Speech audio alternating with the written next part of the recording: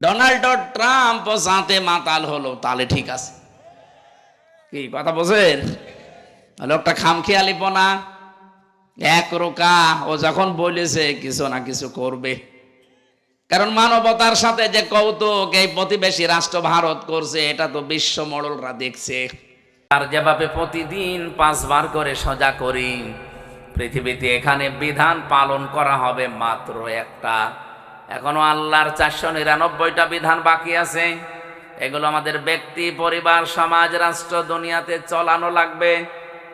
একটা বিধান পালন করার জন্য যদি এত কিছু করা লাগে, এত অনুষ্ঠান করা লাগে, 499টা বিধান পালন করার জন্য কত কিছু করা লাগবে আপনি বলেন। এই শিক্ষাটাই নামাজের কাতারে আমাদের দেয়। এখানে যেমন সব আমরা এক হয়ে গেছি আল্লাহর একটা বিধান পালন করতে, এখান থেকে বের হয়ে সমাজে, রাষ্ট্রে, পৃথিবীতে যেখানে আমরা যাব, মুসলমান আমরা যারা আল্লাহর বিধানের জন্য সব এভাবে এক হয়ে যাব। এই শিক্ষাটা মানুষ যদি নেয়, তাহলে ওই কাতার আল্লাহর কাছে খুব প্রিয়, পছন্দনীয়। দ্বিতীয় কাতারের নাম যেটা বলেছিলাম প্রথমে, তার নাম দিন কায়েমের যে কাতার। রব্বুল আলামিন বলেন, এটা আমি আল্লাহর কাছে সবচাইতে ভালো কাজ। যালিকুম খায়রুল লাকুম ইন কুনতুম তা'লামুন। এইটাই ভালো কাজ। কে বলছে? বলেন বলেন। আল্লাহ পাক বলেন এইটাই ভালো কাজ যদি তোমরা বোঝো বা জানো। সুতরাং এই কাজে যারা আছে, দিন কায়েমের কাজ করতে গিয়ে, আল্লাহর বিধান জমিনে কায়েম করতে গিয়ে যদি কোনো ভুল ত্রুটি হয়ে যায়, কোনো গোনাহ হয়ে যায়, আল্লাহ বলেন হতাশ হওয়া যাবে না। আহুয়ালা আজিজুল গফুর, দুইটা নাম দিলাম আমি, একদিকে আজিজ আর একদিকে গফুর। এই পৃথিবীতে আমার বিধান যারা কায়েম করার জন্য, প্রতিষ্ঠা করার জন্য চেষ্টা করবে না, কাজ করবে না, এদের জন্য আমি আজিজ। ওরা যদি মনে করে কিছুই তো হয় না, কিছু হবে না, না, আমি কিন্তু আজিজ। আমার ধরা বড় শক্ত ধরা। যারা দিনের জন্য কিছু করে নাই, দিনে জমিনে কায়েম হবে, প্রতিষ্ঠা হবে, এর জন্য যাদের কোনো পরিশ্রম নেই, প্রচেষ্টা নেই, কোনো চেষ্টা করে নাই, কাজ করে নাই, আল্লাহ তাদেরকে ধরেছে বড় শক্ত করে। কারণ তার নাম প্রথমেই তিনি দিয়েছেন আজিজ। কি দিয়েছেন? নামটা শুনলেই মনে হচ্ছে শক্ত কিছু হবে। আজিজ মানে মহাপরাক্রমশালী। 2 নম্বরে আল্লাহ গফুর দিয়েছেন।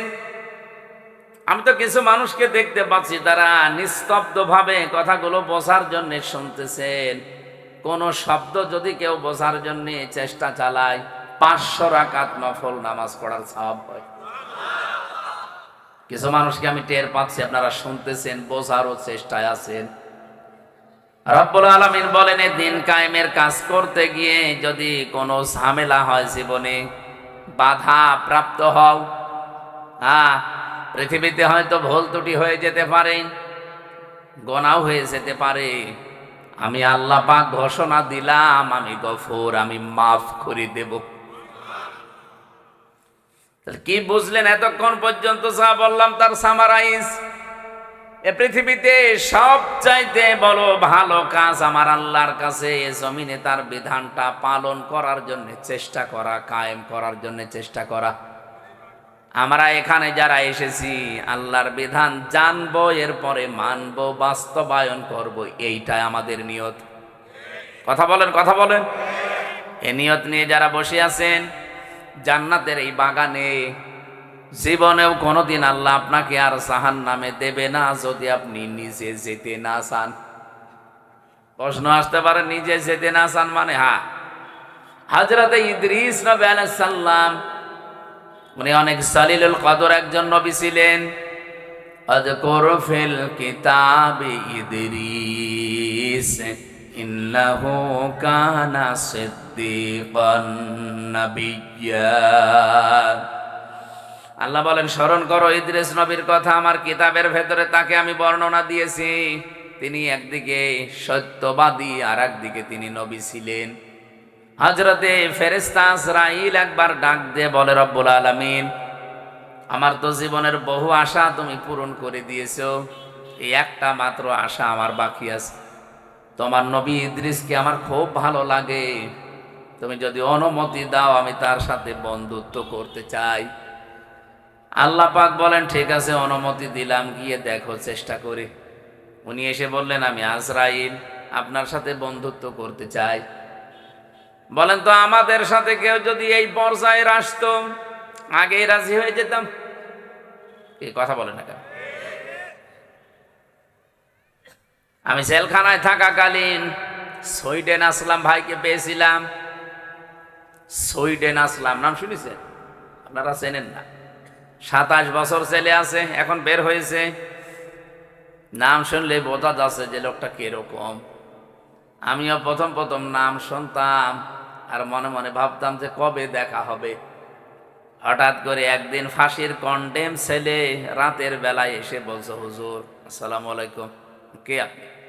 তো দেখি না এর আগে। একটা মাসলা জিজ্ঞাসা করতে এসেছি।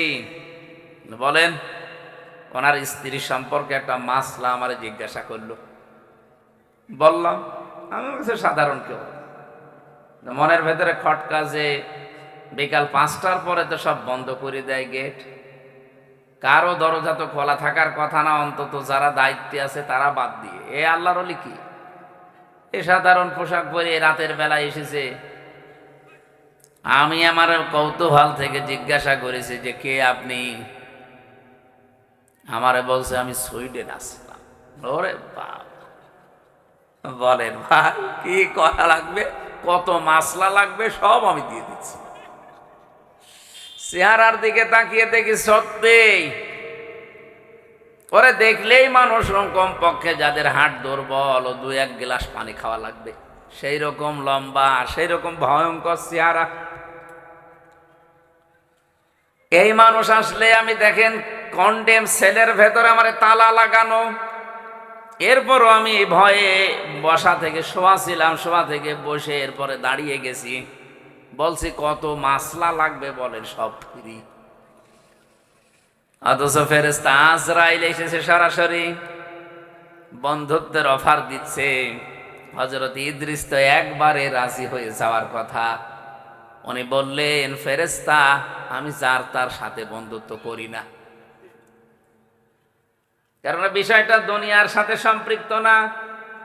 এই পৃথিবীতে যার সাথে যার বন্ধুত্ব হবে, সম্পর্ক বেশি গাঢ় হবে, কিয়ামতের দিন আল্লাহ তার সাথে তাকে তুলবে। আমরা কিয়ামতের অনেক বর্ণনা কোরআনে কারিমে পড়েছি। বহু মানুষ আমাদেরকে ধোঁকাও দিয়েছে যে বিভিন্ন পীর সাহেবরা নাকি লক্ষ লক্ষ মুরিদ নিয়ে কিয়ামতে মিছিল করতে করতে আসবে। এটা বানানো কথা ভাই। কিয়ামতের ময়দানে আপনাকে আল্লাহর কাছে যাওয়া লাগবে হিসাব দেওয়ার জন্য, একা একা। কয়জন? এটাকে আমি বানিয়ে বললাম। অকুল্লুহুম আতিহি ইয়াউমাল কিয়ামাতি ফারদা। সূরা মরিয়মের ভেতরে আছে 95 নম্বর আয়াত। আল্লাহ পাক বলেন কিয়ামতের দিন প্রতিটি মানুষকে আল্লাহর কাছে যাওয়া লাগবে হিসাব দেওয়ার জন্য একা একা। আপনি কোথায় পেলেন যে পীর সাহেবেরা লক্ষ মানুষ নিয়ে মিছিল করতে করতে যাবে? বলেন। এই কোরআনের আয়াতের সাথে যেহেতু মেলে না, সুতরাং আপনার এই পীর বলেন, এই বুজুর্গ বলেন, এই মিথ্যাবাদী। আমার কথাও যদি কোরআনের কোন আয়াতের সাথে না মেলে বুঝবেন যে না আমার কথাও মিথ্যা, আমিও ভণ্ড। কিয়ামতের বিচারের প্রথম ধাপ যেহেতু এইটা, আপনাকে যাওয়া লাগবে কয়জন করে? আরো জোরে বলেন।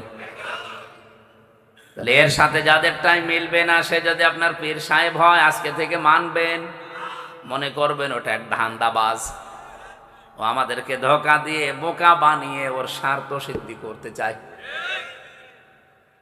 এবার আসছে দ্বিতীয় ধাপ। ধাপ হবে কিয়ামতে 3টা। বাংলাদেশে বিচার ব্যবস্থায় যেমন ধাপ আছে 4টা। কয়টা? কি বলেন তো দেখি। এই যে আমাদের কুষ্টিয়ার ম্যাজিস্ট্রেট কোর্ট আছে, এরপরে জজ কোর্ট আছে।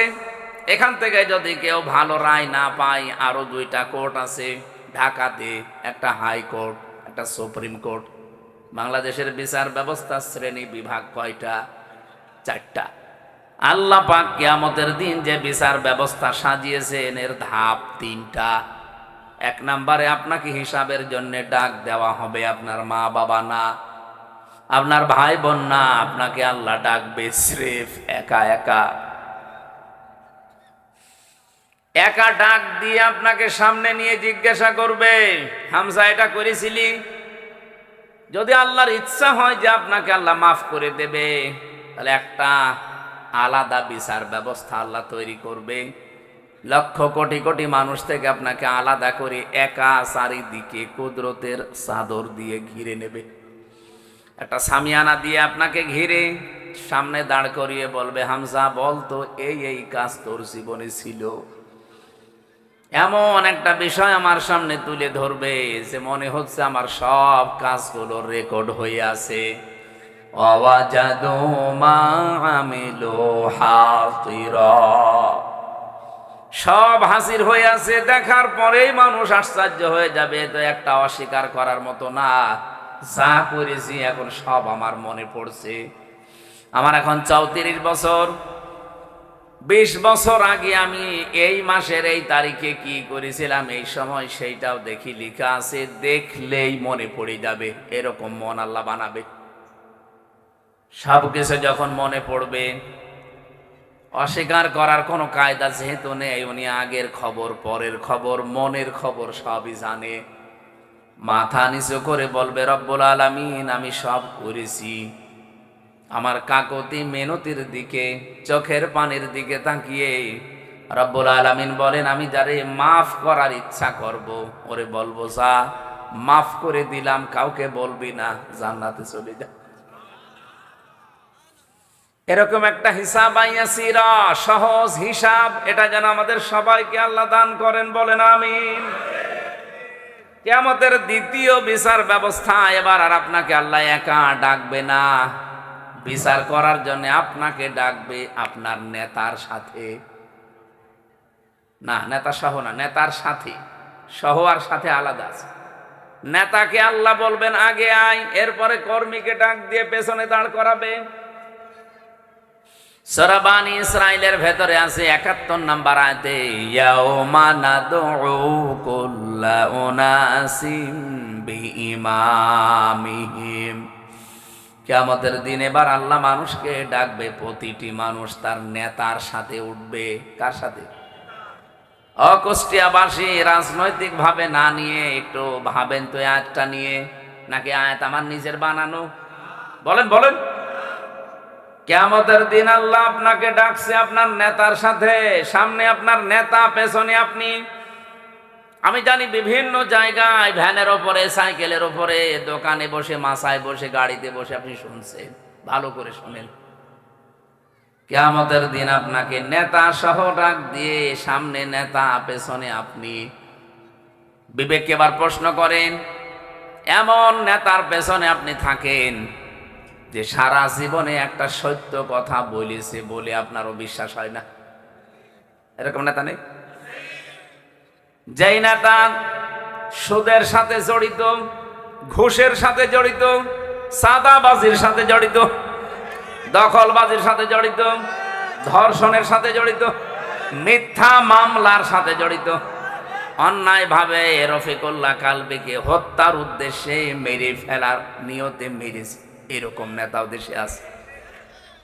এরকম হাজারো নেতা সামনে আসবে, পেছনে থাকবেন আপনি কর্মী। আমার মনে হয় আপনার কি বিশ্বাস হয় এখন যে এই নেতার দিকে তাকিয়ে আল্লাহর কি ভালো লাগবে না রাগ হবে? ওরে দেখে যদি রাগ হয়ে যায় তো আপনার পর্যন্ত তো আল্লাহ যাবে না।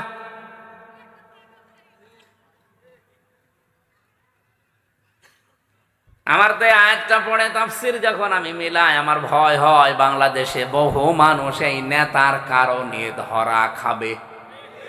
এখানে ধরা খাওয়া মানুষ আছে না নেই? কারা কারা আছেন হাত তোলেন তো। এই একজন আপনি ধরা খাবে। ও যদি এখনই মনে হয়, বিশ্বাস হয় যে আমি ধরা খাবো, আসলেও ধরা খাবে, কারণ ওর নেতা ঠিক নেই। এই নেতা ঠিক আছে আপনার? ঠিক নেই। অবশ্যই আপনার নেতা মিথ্যা মামলা দিয়ে বাণিজ্য করেছে, এই জন্য আপনার বিশ্বাস হচ্ছে না।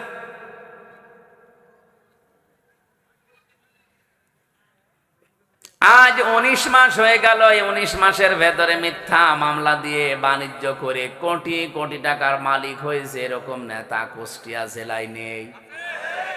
আমি কি নাম ধরবো? নাম ধরে আমি মায়ের খাই, করুক।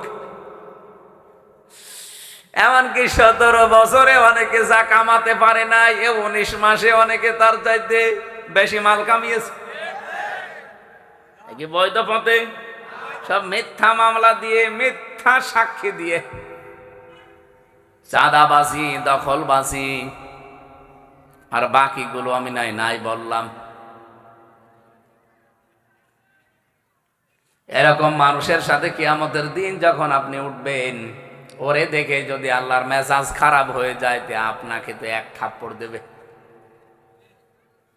কিয়ামতের দিনের জন্য দ্বিতীয় সিস্টেম এইটা, আপনি আর একা উঠবেন না, এবার আপনার নেতার সাথে উঠবেন। আপনাকে আমি সতর্ক করলাম, এখন কি করবেন আপনার বিবেক যা বলে মেনে নেন। আপনি এখন নেতা পাল্টাবেন না, ওইটার সাথেই থাকবেন। দেখেন অবশ্যই থাকবো, থাকেন, থাকবে। 3 নাম্বারটা বলি নাকি? এই ছেলে, এটা কি বেশি সময় বসে আছে মনে হয়? মারা গেছে। সুবহানাল্লাহ আলহামদুলিল্লাহ লা ইলাহা ইল্লাল্লাহ, সুবহানাল্লাহ আলহামদুলিল্লাহ লা ইলাহা ইল্লাল্লাহ, লা ইলাহা ইল্লাল্লাহ মুহাম্মাদুর রাসূলুল্লাহ। এই ভাইয়া উঠে চলে যাচ্ছেন মানে? আমি কি নিজের স্বার্থে কথা বলছি? আমি আপনাকে বাঁচাতে এসেছি। কিয়ামতের দিন এটা হবে আমি জেনেছি কোরআন থেকে, আপনি জানেন না তাই জানালাম। এরপরও যদি আপনি ওই লাইনে থাকেন, আপনাকে আমি একটু ঠেলা দিয়ে যান। তৃতীয় যে সিস্টেম, এবার আর আপনি একা না, নেতা না, এবার উঠবেন সবাইকে নিয়ে, সবার সামনে আল্লাহ দাঁড় করিয়ে আপনার বিচার করার জন্য। প্রথমে মুখের ওপরে, এরপরে হাতের, মুখের ওপরে সেলাই লাগিয়ে, হাত দিয়ে, পা দিয়ে, আপনার বিভিন্ন অঙ্গ প্রত্যঙ্গ দিয়ে কথা বলাবে। সূরা ইয়াসিনের 65 নাম্বার আয়াতে আল্লাহ আমাদেরকে স্মরণ করিয়েছেন, আল-ইয়াওমা নাখতিমু আলা আফওয়াহিহিম ওয়া তুকাল্লিমুনা আইদিহিম ওয়া তাশহাদু আরজুলুহুম বিমা কানু ইয়াকসিবুন। বলেন আল্লাহু আকবার। কুষ্টিয়াবাসী বড় আবেগ নিয়ে, ভালোবাসা নিয়ে কথা বলছি আপনাদের সামনে। আমি নিজেও আছি এই আলোচনার ভেতরে। কিয়ামতের দিন সত্যিই কিন্তু আমরা অনেকেই ধরা খাবো।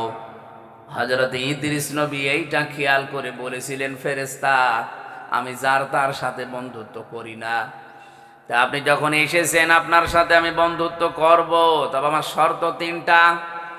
1 নম্বরে আমি এখন মরতে চাই, এখনই আপনি আমাকে মেরে ফেলবেন, এরপরে আবার আমার জীবন ফিরিয়ে দেবেন, কারণ আপনি তো মানুষকে মেরে ফেলেন, জান কবজের দায়িত্ব তো আপনার। ফেরেশতা ফিরে গেলেন আল্লাহর কাছে, ডাক দিয়ে বলে, রব্বুল আলামিন, নবী মনে করে গিয়েছিলাম, মনে করছিলাম ভালো মানুষ, এখন দেখছি ভেজাল, ও তো মরতে চাই। আল্লাহ বলেন ঠিক আছে, মেরে ফেলো। ইদ্রিস নবী বললেন, ফেরেশতা আমি জানি, আমি আল্লাহর কথাগুলো আমার জানা আছে। ওয়াজাতে সাকারাতুল মাউতি বিল হক যালিকা মা কুনতা মিনহু তাহিদ। এই পৃথিবীর সব কিছু মিথ্যা হতে পারে, কিন্তু মরণের যন্ত্রণা হক, এটা সত্য। সুতরাং আমার 1 নাম্বার শর্ত, আমি মরতে চাই। কেমন যন্ত্রণা হয় মরলে, ওটা আমি দেখব। হযরতে আজরাইল জান কবজ করে নিলেন, আবার জানটা তার ভেতরে ফিরিয়ে দিলেন। হাদিসে আমি তাফসিরের কিতাবে পড়েছি, হযরতে ইদ্রিস নবী শক করে মৃত্যুবরণ করেছিলেন। তার এই শকের মরণে কেমন কষ্ট হয়েছিল জানেন? একটা জীবিত ছাগলকে জিন্দা অবস্থায় চামড়া ছিলে লবণ দিলে যেমন কষ্ট হয়, এরকম কষ্ট হয়েছিল। তাও তো তিনি মরণের যন্ত্রণা দেখতে চেয়েছিলেন শক করে। তার এই শকের মরণে যদি এই হয়, আমরা যারা মরতে চাই না, আমাদের কোনো কষ্ট হবে না। 2 নম্বরে আপনি আমাকে জাহান্নাম দেখাবেন।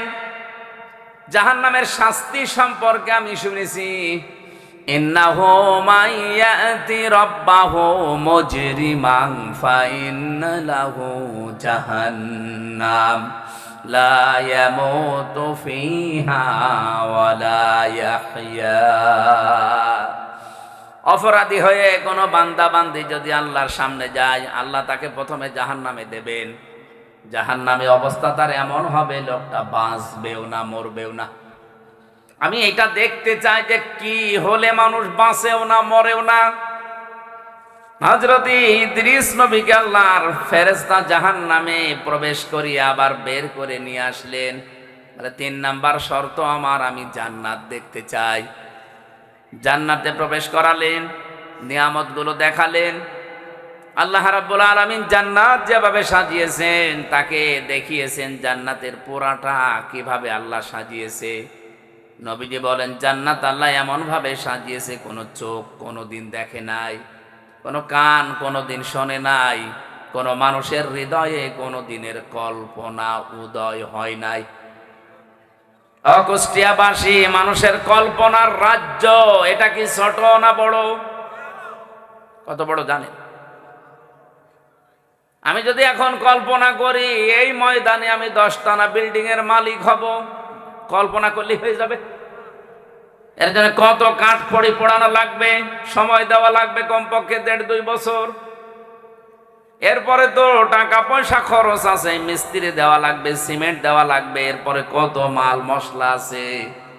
মাটি পরীক্ষা থেকে শুরু করে রংচং করে বিল্ডিংটা আমার হাতে ডেলিভারি দিতে 1.5-2 বছর সময় লাগবে না লাগবে না? কল্পনা করতে সময় লেগেছিল 2 বছর। কত বলেন বলেন? মাত্র 2 সেকেন্ডের কল্পনার বহিঃপ্রকাশ যদি 2 বছর লাগে। আল্লাহ বলেন, মুমিনের কল্পনা আমার জান্নাত, ও কল্পনা যা করবে ওইটা জান্নাত। আজ দুনিয়াতে কত মানুষ কল্পনা করে আছে।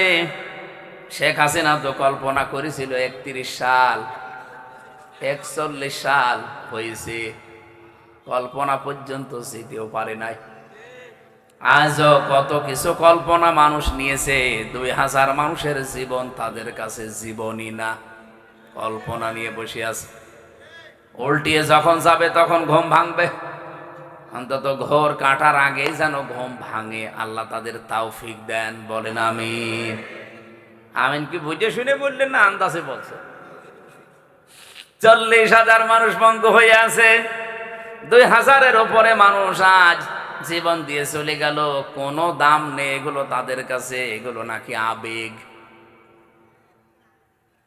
আবেগ ছিল এই জন্য আপনি আজকে মন্ত্রী, আবেগ ছিল এই জন্য আপনি সংসদের ভেতরে বসতে পেরেছেন। আবেগ না থাকলে আপনাকে এখনো পর্যন্ত ওই জায়গায় থাকা লাগতো। সুতরাং এগুলো হেয়ালি খেয়ালি উল্টাপাল্টা কথা বলবেন না। আবেগের জন্য আজ আমির হামজা এতগুলো মানুষের সামনে কথা বলতে পারছে, নয়তো আমির হামজা কুষ্টিয়ায় ঢোকা সম্ভব ছিল না।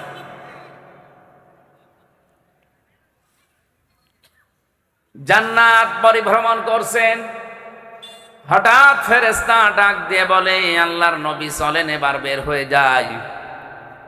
হযরতে ইদ্রিস নবী বললেন, ফেরেশতা আমি আল্লাহর ঘোষণা জানি, খালিদিনা ফিহা আবাদা।